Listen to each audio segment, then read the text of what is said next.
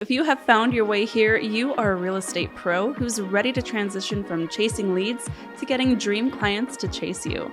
This podcast is where you will learn the business and systems strategies you need to grow your real estate business so that you can get paid consistently, connect with dream clients, and keep your sanity.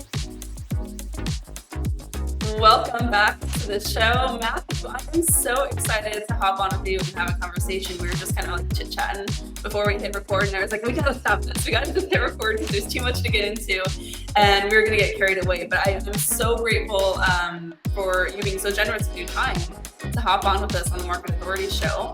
Welcome. Well, thank you for having me, Stephanie. I was excited to be asked.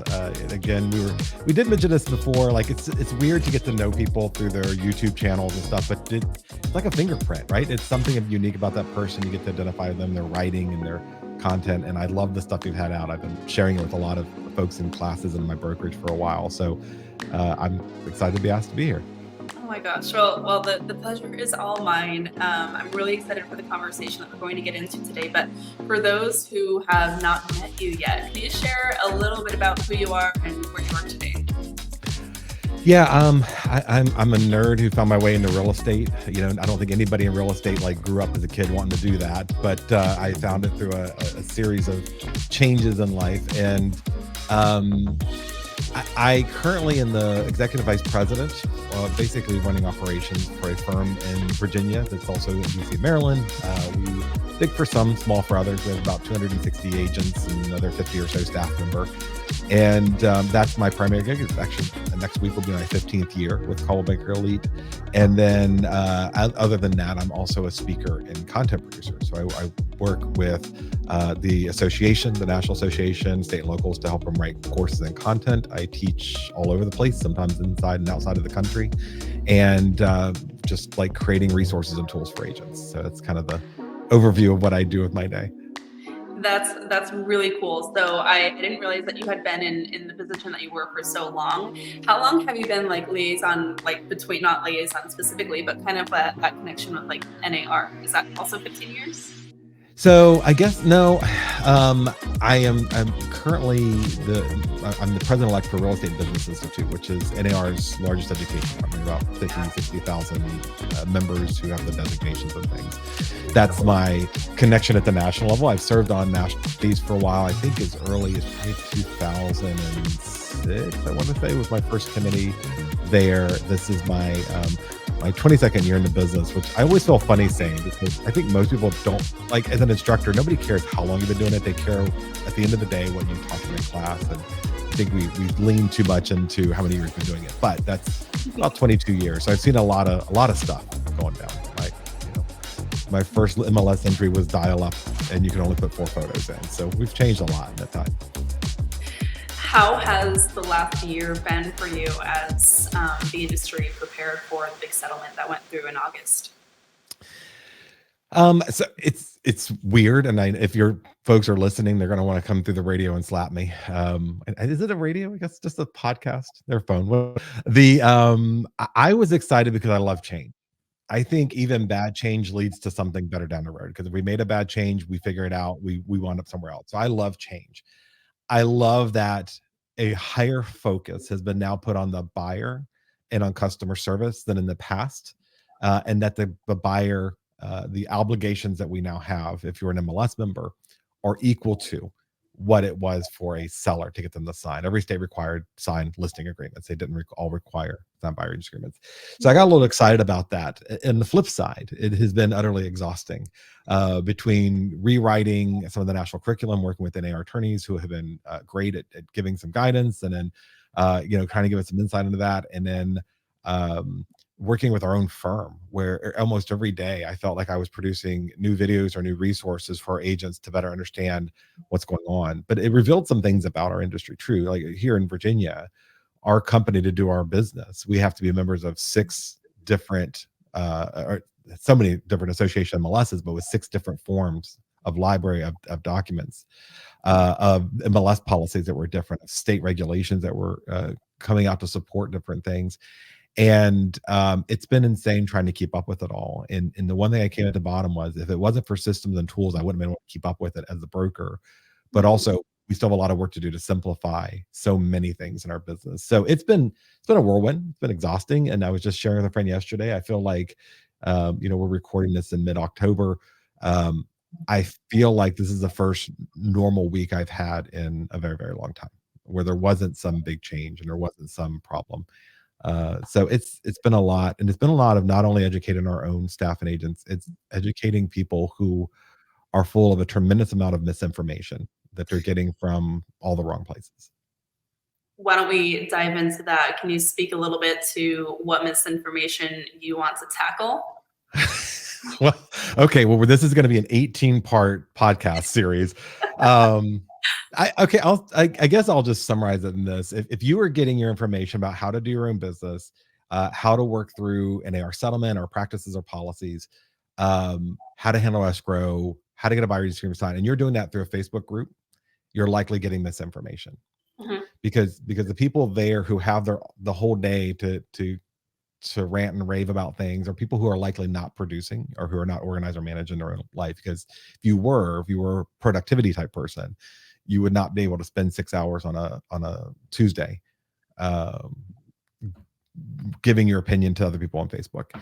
Your broker should be where, and if your broker should be where you get your information, your guidance, your counseling, your mentor, or coaches and mentors who you've hired who specializes in those areas. And there's plenty of good ones out there. I have actually had to leave a number of Facebook groups because of the liability. It's a constant source of antitrust violations and improper information. But also it's just leading a lot of agents down the wrong path. And some of them are this confusion that we're getting. You can clearly align with social media, content and conversations from people who don't know what they're talking about. They're not citing a source, they're not giving information. You can quite frankly get more information about how to practice as a real estate agent using perplexity.ai than you can from other realtors. If they're in Texas and you're in Virginia and you're asking how to handle an escrow issue, you've already not only exposed yourself to some liabilities, because I do a little bit of work with attorneys helping them prep for cases, the expert witness work. One of the first things I say, if you're trying to show an agent's incompetent, you look at their social media, see what questions they're asking of other agents instead of their own brokers. Mm-hmm. Look at what they're saying. If they go to a group of other real estate agents and they say, if you're not charging X, I'm not showing your property. Well, they've already shown a lack of care for their buyer because they're choosing properties on compensation, not the buyer's right. They're saying they're showing a lack of ability to negotiate properly because they are saying, if the listing agent isn't going to negotiate on my behalf, I don't have the skill set to negotiate on my own behalf, so I'm not going to show the property. And then lastly, specifying a number or a practice in a group of competitors is what leads to more antitrust violations. So that simple statement that I see made hundreds of times in the social media groups have drawn a direct line to showing you're likely going to be proven in court as being incompetent and a liability to your clients. So, not the fun stuff we want to talk about. We want to get to marketing and client engagement later, but I think that you should be with and align yourself with a broker or a mentor or a consultant who really is looking out for you and knows what they're talking about to help you guide you. And we all need mentors. We all need consultants and guides, but you need to align with somebody who can do that well and knows what they're talking about, as opposed to someone you've never met, but their opinion maybe aligns with yours. So it's dangerous. It is. I think that just in my years of working with agents and also working in sales for almost 10 years now, our mindset so sways our actions. What would you say to the agents who have just a really poor mindset around this change? You already said that you're excited by it, and I was as well. What would you say if you had a moment to speak to an agent who just feels absolutely distraught, feels so confused, so overwhelmed by all the information that is floating out there, misinformation? We've been in an organized industry for 116 years, and with every change, there has been a group of our peers who have said this will be the end of us. When aggregators came out, that'll be the end of us. When the internet came out, when social media came out, there was a speech from an NAR president who referred to it, I believe it was called the bear or the lion coming over the mountain. It was going to devour us all. We're resilient. But the resilient people are the ones who are in the beginning of that curve of innovation and change. And that's for everything, whether it's a technology curve, whether it's a whatever it is. The people at the top of that beginning of that, before you get to that chasm, are the ones who benefit from it. And so an agent who sees this as an opportunity to go, I want to tell you a story, dear buyer, that I want to tell you about where my unique value proposition is, how I am going to help you get the other side. And you can go look at Facebook page of your favorite real estate agent who you have volunteered with at church for 20 years and that you love, but go look at how scared they are on Facebook. Go look at the negativity they have on Facebook. Is that the agent you want to work with? Or is it me who's going to focus on the villains in your story and how we're going to overcome them? And here's my unique value proposition. Here's the tools I'm going to give you. Here's the knowledge, because I'm a knowledge worker. I'm not a fear worker. And if somebody's afraid, they're not doing their best work. If they're looking at how we're going to treat you as a person, and we're going to, dear buyer, we're not going to just run out to the house and unlock the door for you anymore, because even my Uber driver knows what they're getting paid before they provide the service, right? That's already predetermined. So I'm going to ask you, just like when you took a job, you knew what you were going to get paid. I'm going to ask you to agree to allow me to get compensated. Now you're going to allow me to do that in a couple of ways. And it may be to ask the seller to make good on the promises you've made to me through the contract or the listing firm, or I may come back to you and go, we're going to explain what my services are. We're going to put a value on them, and you're going to agree to pay that. And if not, then you're free to go out on your own, but you do so at a risk, and your risk of damaging yourself by not having the right person represent you is far greater than the compensation I'm asking you to pay me. And because of all that, we've now elevated we've focused so often in 2 decades now. I have seen nothing but content and curriculum on how to win the listing. Listing presentations are abundant. You go to Etsy and look for Canva templates on presentation. There's like one buyer template for every 500 listing templates. And my question has always been, why did we choose to treat the buyer as less of a valuable human than we did the seller? It was because in most states, if not all of them, you were required to get a listing agreement signed, and because you knew the seller likely was talking to several different listing agents. Now the buyer that we're asking to compensate us, or at least ensure we get compensated through negotiations or however we do it, we get the chance to sit down with them and tell our story. And hopefully our story is compelling enough where they show value that we're going to be a trusted guide for them through this process, which for many of them, especially now as interest rates go up and other challenges occur, is going to be the most financially burdensome thing they ever do in their life, and the most stressful thing they do in their life. And so hopefully we'll get a chance to talk about all the tools and resources we can do to tell that story in a more compelling way. But the other exciting part to that agent, to tell that agent, you get a chance to tell your story. You get the chance to be more competitive than others. You get a chance to show off the stuff you know, to see the buyer see value in you and work with them. And all it takes is, there's a bunch of free stuff that you can do to do that. And it's going to be okay. This is going to give you the competitive edge, if you're doing this and executing well, to alienate the other 1.5 million realtors who are out there in the marketplace trying to get the buyer's attention, and why they're fretting and why they have anxiety. This is a chance for you to put your head down, focus on something other than the noise on social media, to build your brand and build your business in a more meaningful way, and know that you're going to survive. And what we have seen over time is that the agents who put their head down, and typically those who are newer to the industry relative to the time of a change, whether it be a bad market or the housing decline or whatever, they come out to be the strongest agents for a longer period of time. And so, yes, it's different, but it's an opportunity to build trust and loyalty for that buyer sooner than just being able to open the door. So I know that was 3 answers to your question, but that agent who's seeing anxiety, stress, this is an opportunity for you, because everybody else is focused on fear, where you could be focused on storytelling. I appreciate you taking the time to give us the context. I think that there are a lot of agents who are stuck in their silos, who feel very isolated and who are not getting direction or just like a common sense approach to what is happening to the industry. And so they do fall into that fear just by proxy of not having access, right, to that perspective. But I also think that it's really important for us all to kind of have language to explain like what we feel and how we're getting to overcome it. So let's start with how we're going to overcome it. What is the first step? What tools and resources are you really excited about that agents can dive into? Where do we start? Sure. Well, I think you start on, one of the things that is frustrating for me, and I don't, it's just totally a Matthew thing. I don't know anybody else sees this or gets frustrated at it, but I see a lot of people with this very kind of, uh, um, I don't know what the word that I'm looking for, but they're very quick to say, just focus on your value proposition, you'll be fine. The National Association of Realtors posted on facts.realtor a list of 105 things that agents do for buyers, and I think like 180 things we do for sellers. And so already you start off with 1.4 million people who are working from the same list. Now we all know that we're not all built equal and that there's different agents at different levels, but the core things we do are already listed there, and it's a lot. That's not the unique part. So when a broker or a coach or mentor or someone who's even well-meaning just says, go work on your value proposition, what does that what does that mean, and how does an agent get to that point? And I think we start with, I'm not going to be the agent for everybody in the country. I'm just not.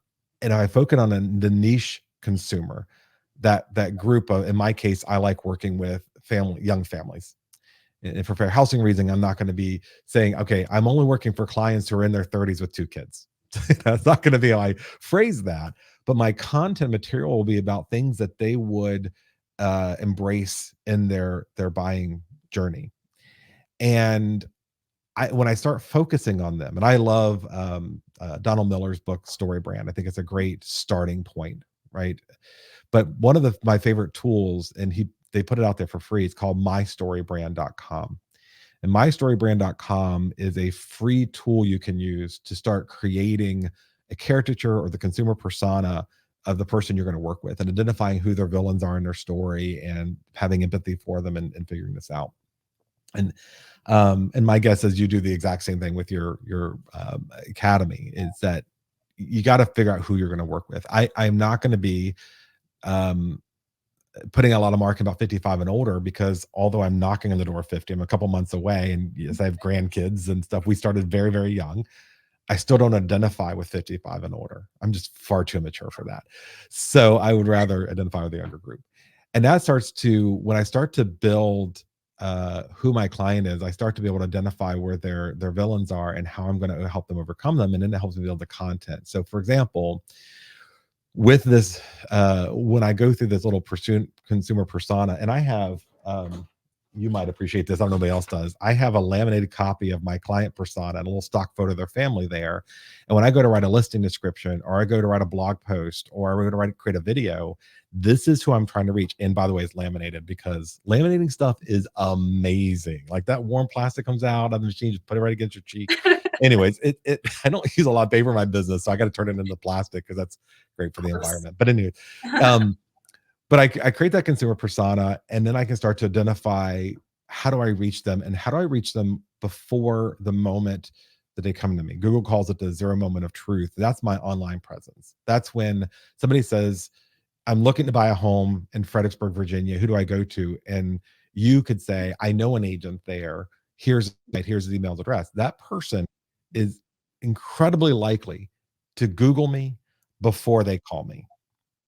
So if we know that, what is the number? Something like 73% of consumers Google per service provider before their first encounter. That's that 0 moment of truth. What does my website say? And if your website is like, now's a good time to buy, and it's absolutely not, there's a disconnect. If your website's just market statistics, they've got that. They know where the listings are. They don't need your IDX solution, your website.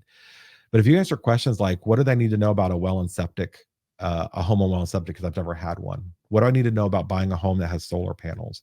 Where are the dog parks? Are there hiking trails? Are there biking trails? Where's there's not the antique store, that would be 55 and older. But Oh no, I've been known to frequent some antique stores in my time. well, okay, so me too. It's one of my favorite things. Like, you can't see it in my studio now, but I've got a whole shelf of incredibly old cameras over here, and old record players, like any old gadget, any old phones even. I love to gather. But anyway, that aside, um, one of the best blog posts that I've written was during COVID. I was watching young families struggle with having their kids at home and the schooling through a computer screen.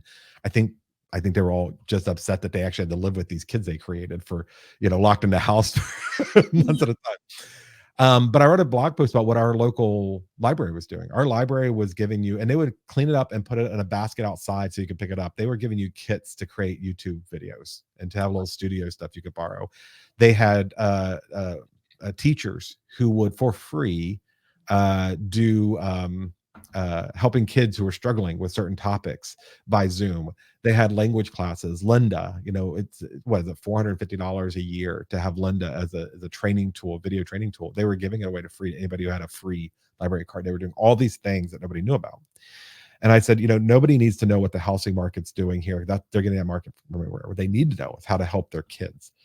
And so I wrote this blog post about the library. The library reshared it, and it wound up just blowing up. And it's still a really popular search 4 years later.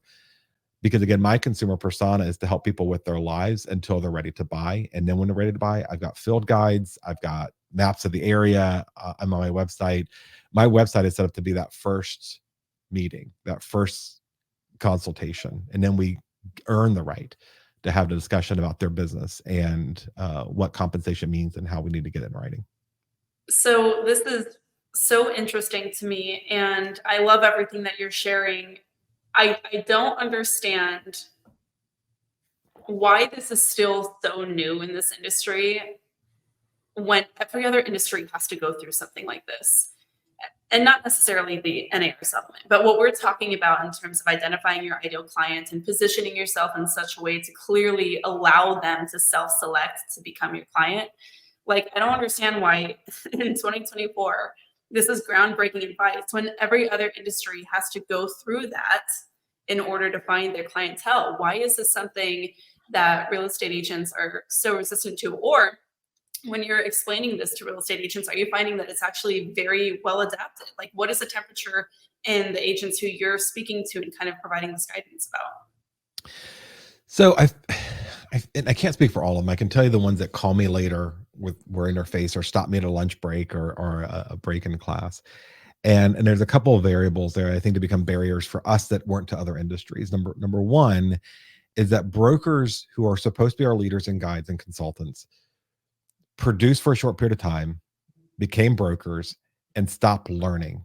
Now they are, they just stopped learning. And so they stopped sharing, they stopped pushing an agent. They were afraid, like, if I push you too hard to go create a video, that you might run off to a different company that's not going to have that same standard. And instead of exemplifying what a contemporary marketer should look like. So my role, in my company is to, we hit AI super hard, like when it first came out.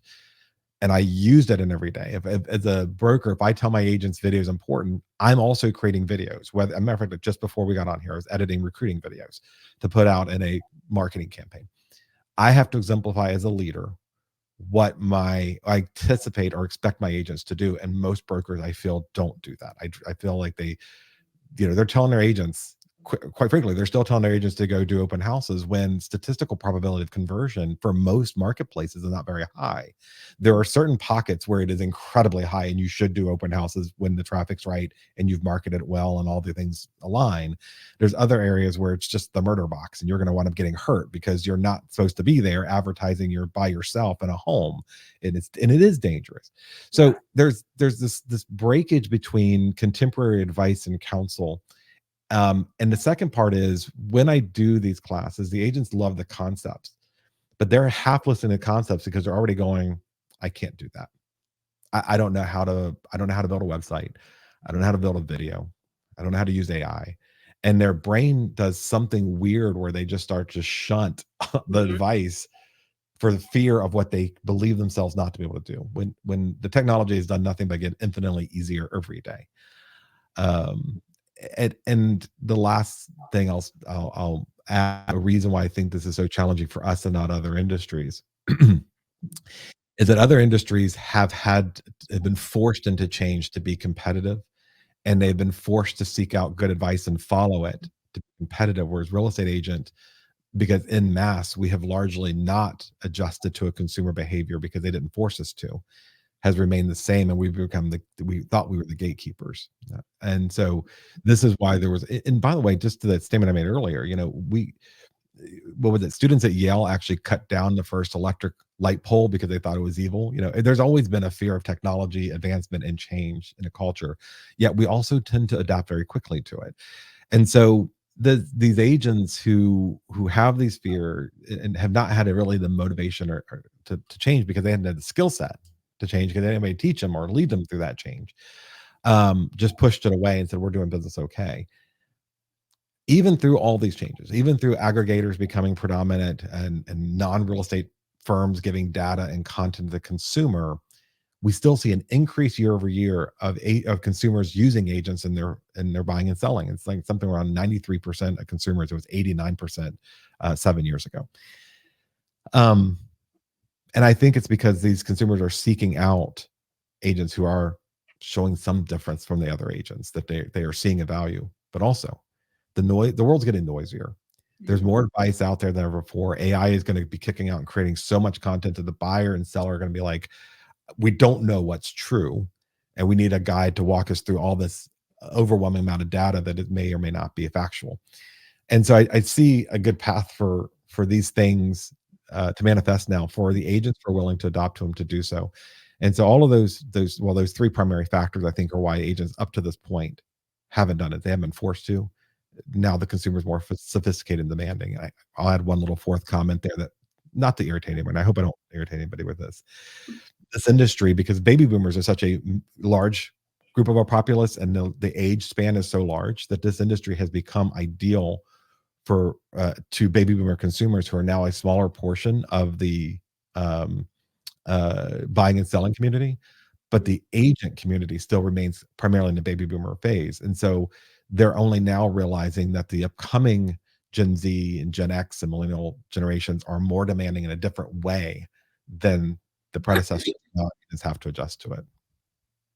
So one thing that that is interesting. I remember getting into real estate and looking at the NAR statistics, and statistically at the time, I'm sure it's changed somewhat now, the average real estate agent was like a 53-year-old female, college educated, re-entering the workforce, something of that nature. Is that kind of what you're seeing a little bit, to where they are also having to like adapt a little bit to the consumer expectation that has changed so rapidly? Is that kind of, just to clarify? Yeah, I think so. And I think, I think that oftentimes we see these see agents trying to adopt to the platform, but not the culture. Okay. So look, I love you out there. I love you other grandparents, but you don't want to see me on TikTok dancing. It's not going to be, I'm not going to get clients from it. If I'll get the wrong kind of clients, if that's what they're into, it's not going to be my vibe. But to be a storyteller and be able to summarize value or put out humorous content. I sound old when I say humorous content. As opposed to some funny stuff. I would like to say something else, but you have to bleep it out. But put some funny stuff out there. Like, that's part of the culture, and we don't listen enough. And so that's why I think also you see a migration to Facebook being a predominant tool for a lot of agents, is they're comfortable there. Yeah. They don't have to do anything other than be themselves, and they're fond of following. But in other systems they do. So I think there are agents who are trying to adopt to a emerging and changing consumer, but they have to learn to listen to the culture, not just figure out how to use the platform. Because anybody can post Instagram photos, but not everybody can post an engaging Instagram photo with the right hashtags and call to actions. One thing that you said that I want to hear you speak more on is, with how noisy the world is, it gives us an opportunity to cut through that noise and be that like guiding voice. How do we get there? What are you seeing that's effective to get that appointment, or to have that conversation, or even just to warm them up enough to set the appointment? Yeah, I mean, we're knowledge workers. They seek out our advice and counsel because of what we know. And I think a lot of agents have misaligned with, I've got the right headshot. And again, I said this earlier, kind of joking, even at myself, I've been doing this for 22 years. Well, okay, let's break down what that means to the consumer. So for baby boomers, staying in a job for 20 years meant that the company liked you. You likely started on the early floor and went up through the ranks. Consistency was a big thing for them. Well, the baby boomer generation found out they were healthier at an older age, that they were comfortable with the income they were making, and they had no real impetus to go retire or get out of the workforce, which left very little for salaries and advancement for the preceding generations. And so those generations have had to jump from one job to another every 18 to 24 months, because being hired by a competitor was the only way to make more money or get a better title, right? So just to take that that premise there. So when you tell someone who's 40 years old now, we call, people like those millennials, they're 40 years old now, they're adults, they have kids, and you tell them you've been doing it for 20 years, they're all like, oh, did nobody else want you? Because you've Yeah. been in the same place, right? You weren't hired from anywhere, and that's not a selling point. Mhm. Oh my gosh, thank you so much for giving that language. I my language for that is saying you have 20 years in the experience and expecting that to be enough is trashy. So I like the way I like the way that you put that better. That's much more eloquent. Yeah. But I think that that is such, oh my gosh, such an articulate way to kind of like put in that context. Because when I got into real estate, that was a big reason why I got into real estate. I was in corporate finance and there were not enough opportunities for me to make my own way. And so I was like, peace out, I'm going to go into real estate. Most other professionals who are purchasing homes and high dollar homes are switching jobs 18 to 24 months because, like you say, they're getting the pay raise, but they're also acquiring more skills. They are moving in parallel lines towards like the same kind of job path usually, but every time they move, they are learning new skills, and so to them, that's racking up a more diverse resume. Whereas if they think that you're doing the exact same thing over and over for 20 years, it's like, what does that do? That doesn't help them. But the person who's on TikTok, which I've closed deals on TikTok before, like the only way that sometimes consumers are seeing what we actually do beyond just like yell about our experience is through what we're sharing and articulating on these social media platforms. Right. So in terms of like, sorry, I just want to kind of put my own word on that, my own pin on that, because I think that I'm so passionate about that conversation. How are you directing agents to set that consultation once they earn enough trust to get a captive audience with their prospective clients? So I want to, I want to, for example, because I don't want to just hinge on the baby boomers, because I got an attack on the on the younger generation too. When it comes to building value, the misunderstanding of the value we're building, and I call them hostage photos, and you've seen them. You maybe even done them. At the closing table, you put your arm around a buyer who just signed 400 pages of crap you don't understand, and you're You like, have the big key, right? yeah, right. Let's take a picture together. And they're like, they got a baseball cap on and torn clothes. There's a dog dying in their U-Haul because they didn't roll the windows down. And they're just like trying to get out the door to this new house so they can throw all their boxes in there because, the pizza's coming and the volunteers are going to, half the volunteers they had a line are going to show up to help them move. And they don't, that's not a testimony. And I ask agents, like, why do you do the hostage photo? Like that for sale rider they're holding in front of them should have today's date, like proof of life as a hostage. And I'm like, why are you You are describing my core marketing plan from 2015 to 2019. Well, we all did it because we saw we all did it. But this is so many things that we do. Why do you do that? I saw other top producing agents do it. It must be the right thing instead of being different. But what I see is you telling a consumer, hey, I had a closing today. Well, the average consumer, that's your job. They expect you have closings all the time. I know they don't understand what it takes to even get there. For us, it's a celebration of the 60-day, 12-month, somewhere in between journey. But again, like they don't even understand that just closing on the house usually can take 30 to 45 days if they've never purchased a home, which many very professional, like higher value millennials have not purchased a home yet, right? That's right. Or maybe they haven't done it in 10 years. They don't remember. But Stephanie, tell me that story. Don't tell me that you did something as an agent, that you did your job. Like, thank God proctologists don't do the same type of marketing. Look what I did today at work, guys. Like, I don't want that in my life. So as an agent, tell me the story of your millennial and how they, are so excited to move into this new home and what that meant to them, or let them, better yet, tell the story and post it on your social. Because if you ask them to in the right environment, not right after closing, because that's not the end of my relationship with them. I don't want to have a closing, photo of them. I don't go talk to them a week after they moved into the house and and on go, oh, by the way, I want to pull my phone out here. And can you just give us a couple minutes to talk about how the experience was buying and why you chose to buy in this area and what you loved about it? And oh, by the way, if you happen to say something nice about me, wink, wink, that'd be great. That's going to get you way more engagement and help tell a story of meaningful engagement with a consumer than hostage photos, or I just happen to be licensed for 25 years. I'm a survivor, right? That's not. I'm a survivor. Oh my gosh, that is so funny. I'm Yeah. sorry, you're cracking me up right now. but it is. It's the wrong story. We're telling our story instead of theirs, and every one of those moments. So, okay, you asked me a question that I told you I was going to get back to, and now I forgot the question. Let's land that plane. Just kidding. Well, I want to just take a moment. So, you said something about the reviews. While we circle back to what the original question is, it'll come to me. We're just trying to fill air now. Giggling over here, like kicking my feet because I'm like, yes, someone understands it. When we're talking about reviews, one thing I just want to like throw this tip out there, and I'm sure that this is probably something that you already provide guidance on. So I just kind of want to put the words out there just to give this like a meaty tip. A lot of agents really focus on getting the review. They're like, I need the review, and then maybe 1 out of 5 clients will actually take the time to submit a review. Super frustrating. And then they post it to the site and they never use that review. They don't do anything with it. And it's usually something like, Stephanie was great. She had great communication and she helped us close. And then we got our keys and like, it was great. It was just so awesome. What we actually do with our agents is we give them a review template. And instead of having them actually, hey, just go send a review, we give them like leading prompts, like how did you feel before this happened and how did you feel after?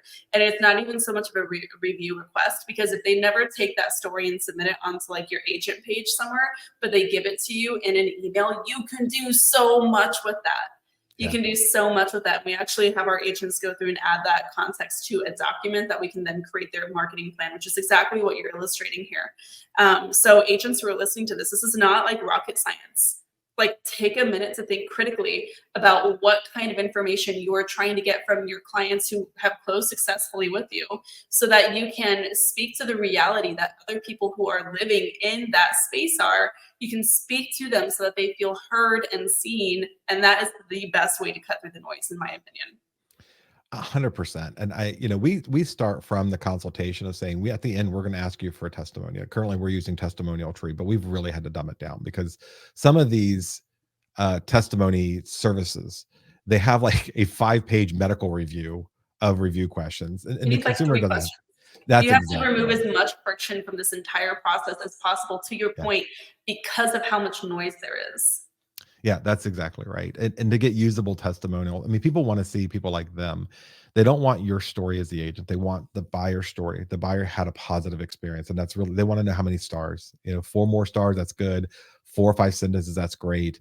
But I want the buyer, our seller, to when at the end of the review, to tell their story. So my prompts are, tell me how the experience was for you. What did you learn from it? Did it satisfy your needs? Whatever it was, and give them a chance to tell that story. And if we do it on video, to tell your story. And I asked that question, can you just share with other people how your story was? And some of my buyers, I'll say, there are people like you who are in their 30s who are scared to death to buy a home. What advice would you give them? And they will inevitably, my clients, whenever I give them that prompt, will say, you got to go work with Matthew, because I'm sitting there. Like, there's an obligation regardless of whether they feel that way or not. But it becomes a good value add, and you get some good content out there. And we do push, get reviews.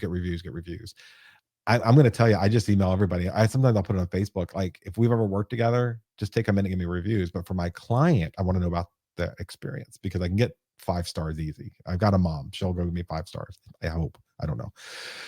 I haven't talked to her in a couple weeks, so we'll see. But anyways, you're back to your question. Your question was, once we do, okay, I'm sorry. My ADD is all over the place. And the funny thing about my ADD is, I won't think at all about what I'm getting ready to say and how it impacts people, but I will spend all night tomorrow night thinking about the stupid thing I said in 3rd grade. Oh, I already put it in my calendar. Time for Stephanie to overanalyze everything she said with Matthew.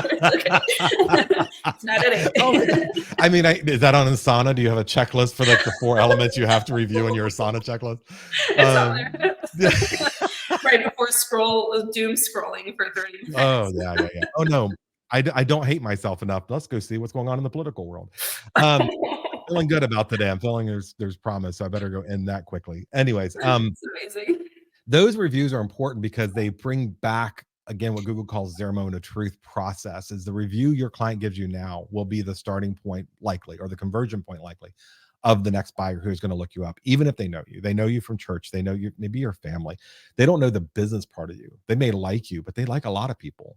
And 1.5 million realtors means they likely know more than one of you. Mhm. And to get chosen is building that long-term relationship. We still have so many agents who are looking at what we used to hear in coaching was only focus on your 30-day buyer and sellers. Guys, I don't want you to focus on your 30-day buyer and sellers. Focus on anybody who will come to your website, who will sign up for your newsletter, because those folks are dreaming about buying one day, but they don't want to hear about market statistics in every email. They want to know about their lifestyle, what they can and will enjoy in their own community. Give them the calendar of events for the upcoming Shakespeare in the Park theater troupe. Go. I said it like it was spelled, not how it's No, pronounced. yeah, I got Eh, it. I need AI interpreters just for me. Build content about what people will enjoy in the community, about life hacks that you've learned along the way, about who you are. I mean, I did a video recently and it's the dumbest thing ever. And I had like, I don't know, 1,100 people watch it and comment on it. I was sitting in the front porch and I heard a bird singing. And because I'm a nerd, I have an app that identifies the type of bird by its song. And so I'm like, I'm sitting here in a baseball cap, just rolled out of bed and walking the dog out half awake. I just recorded a video on my phone and posted it, and it started conversation for 3 days because people like the app. People aren't going to have that kind of conversation because you did your job and closed a deal yesterday, or because you wrote a contract. Yay, I wrote 3 offers a day. They're like, we think you do that every day. Now, how do we take all this stuff and make it meaningful for a buyer and set up the consultation? So my website has a page that is designed to share. And so what I mean by that is if Stephanie, if you were like, hey, I've got family, I'm coming into Fredericksburg, I'm coming into DC area, where's a good dinner place? Well, I could just give you my restaurant. Or in my case, I used mymaps.google and built my favorite restaurants, my favorite hiking trail, my favorite Mhm. activities, and it's posted on my website. My buyer guide that is right under it. So if you Yeah. ask that question, I'm going to share a link to my website to go, oh, if you need a painter, you need a dog walker, favorite vets, any of that stuff.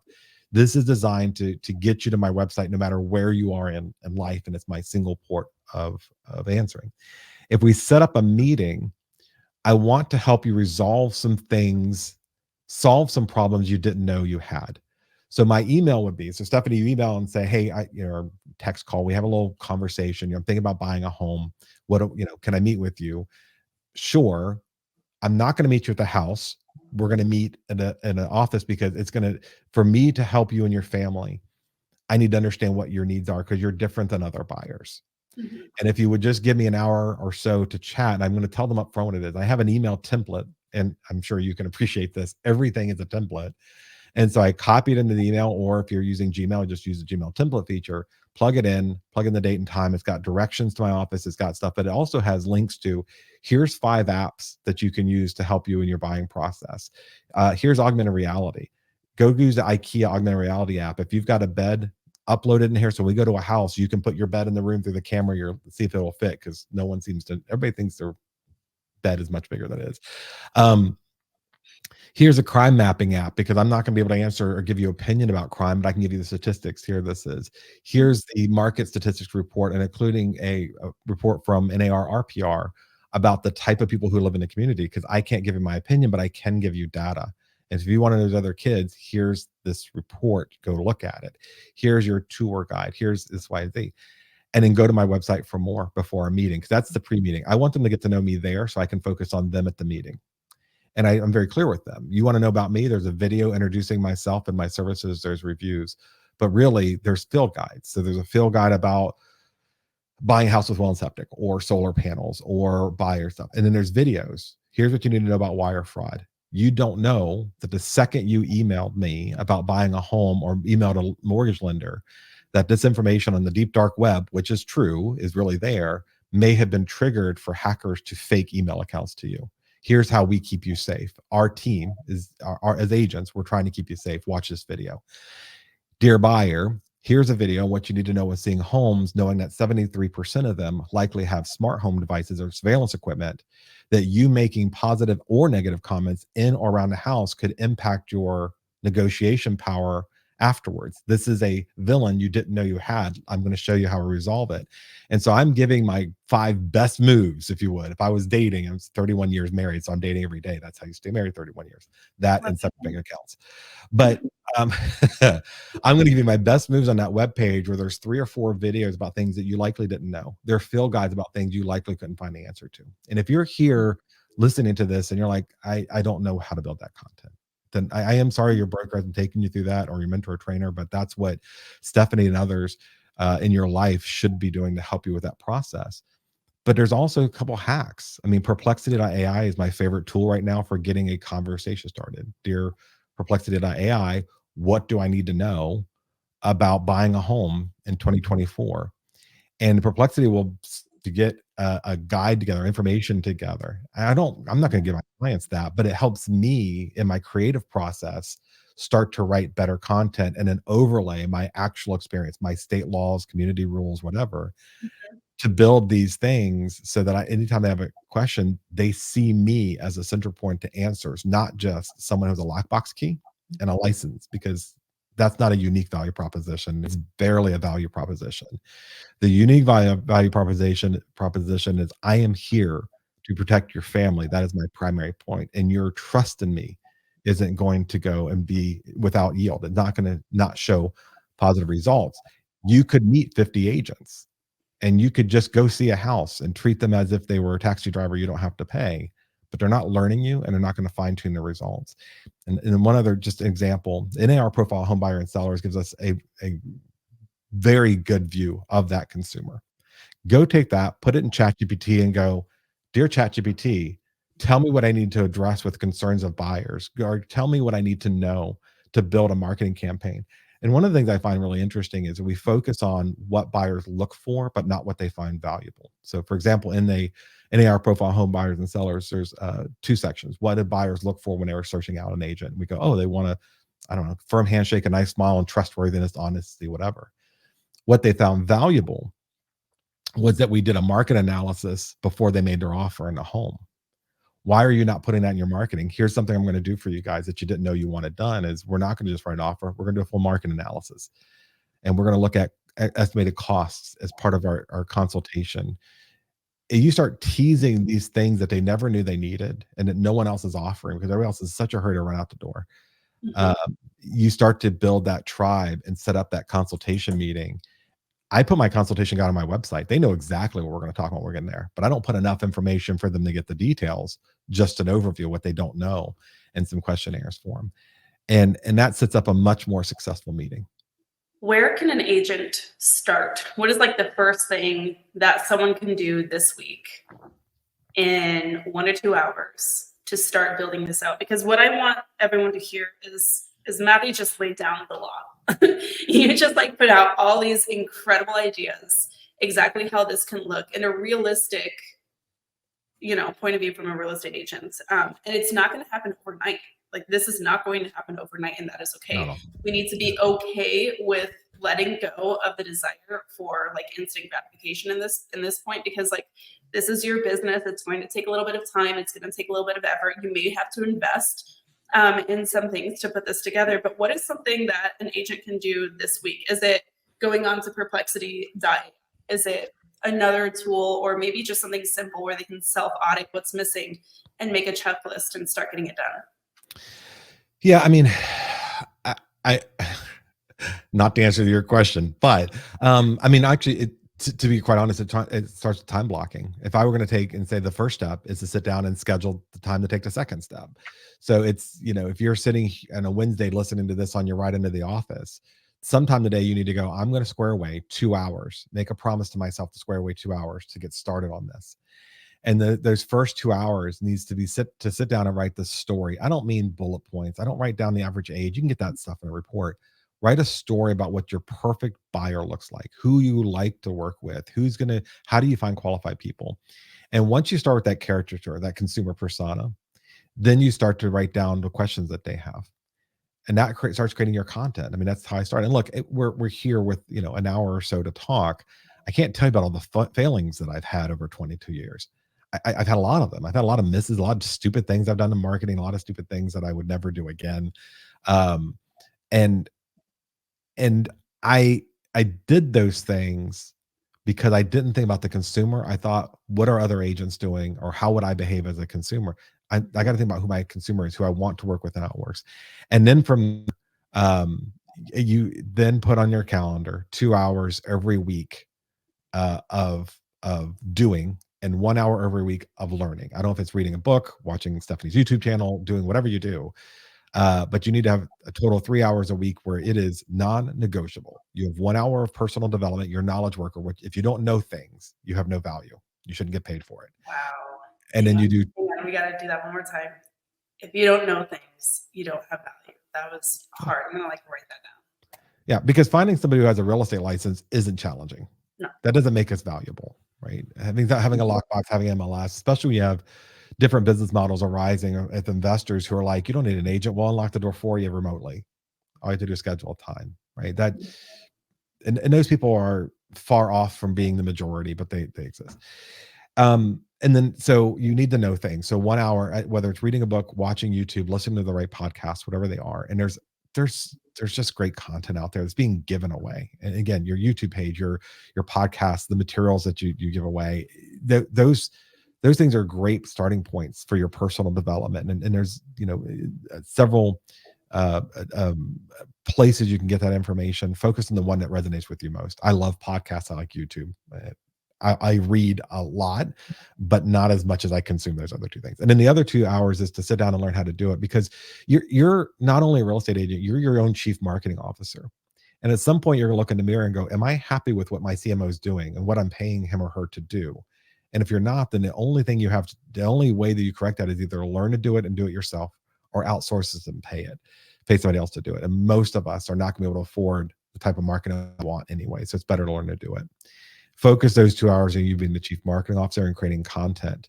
I think the website is the number one place everybody has to be. And so once you start thinking about the consumer, learning what they want, it makes it very easy to start writing and creating content for what they want on the website. And that's the first tier. The second tier is definitely video. Video has a 403x, I think is the number, factor in conversion. You're more likely to convert with video than any other marketing tool out there. And I know some of you are going, I don't like how I sound in video and I don't like what I look like. Guys, just take video, record it, watch it back and go, that's what I am subjecting the world to every day, and people still love me. That's what I sound like. That's what I look like. And people still do business and like me. With video, I can at least edit some of that stuff out that I don't like, the ums and the, things. And then post a couple of videos out there. You get way more traction and interest. That's the second tier. Those are the first two things. Let's start with the website and then start building some video afterwards. I love it. Okay, Matthew, as we come to a close here, for those who want to continue the conversation with you, where can they find you? My website, MatthewRathbun.com. It's it's got a bunch of nerdy stuff on there. I've got a bunch of stuff for AI. That's my thing here recently, past year or two, actually 3, I guess now. And all my social media links, and some of it is just goofy me posting goofy stuff, and then sometimes there's some meaningful stuff you might learn from. I do that by accident. So Love it. Amazing. Hello. I guess our time is there. I'm so excited that we got to have this conversation. I feel like we need to have a part 2. Because we just barely scratched the surface on what I know we can get into. But I just want to acknowledge you for being so generous and just so authentic with what you have to share with the community. You obviously have a lot of experience. You have a lot of stories to share as well. You have some incredible perspective that I wish every single real estate agent could hear. So I really appreciate you coming on the show and sharing that with us today. This was a fantastic conversation, and I hope that we can follow it up with another one soon. This is fun. Thanks so much for the chance to chat. Awesome. Thank you.